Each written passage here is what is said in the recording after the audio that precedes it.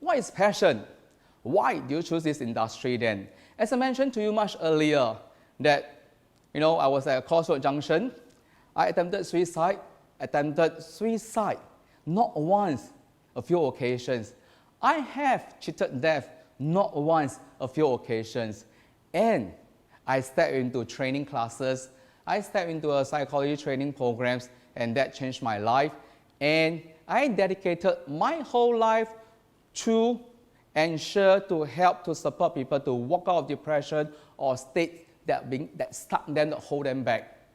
However, when crisis struck me, I've forgotten about that. I thought that I just wanted for survival. I was lost. I wanted to apply for packer at the supermarket. And guess what? Fortunately, I have my wife, my business partner, who stood beside me and asked me to revisit a drawing board. Why did I choose to be in this industry? And that saved me back, and that reignited my passion for the training business. How about you? Do you choose to be in this financial institution industry because of career change? Well, you might be like me. I used to be a broadcaster at radio stations, and I thought that, well, I wanted to have a change of life, change of career, and I chose to be in the training industry. But before that, I was in another business before I come to the training space. And how about you? Was financial services your first choice, your only choice, or one of your choices? Only you have the answer. Number 2, making money. Let's put it, okay? Let's be honest with one another. One of the good ways to make money, being in sales. How do I know that? I've been doing sales since the age of 14. When I was a broadcaster, I was doing sales, doing training. I'm also still doing sales.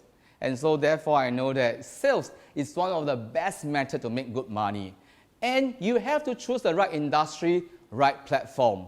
I know that financial services is another or even one of the best to make good money. Third, making a difference. Well, that could be a calling. My mother was a chronic patient for kidney dialysis failure for 20 years, and she was on dialysis for 16 years. And guess what? I grew up in that environment. And she only had one policy. She bought from this company.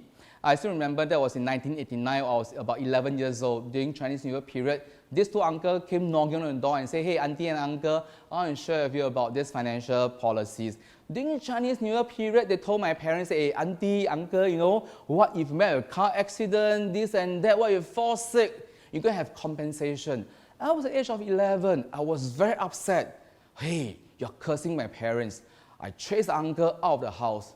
But fortunately, my parents decided to buy that policy from these two uncles. Otherwise, when my mother fell sick in 1992, which was 3 years later down the road, that would be one of the biggest regrets if she never pursue or take up this policy.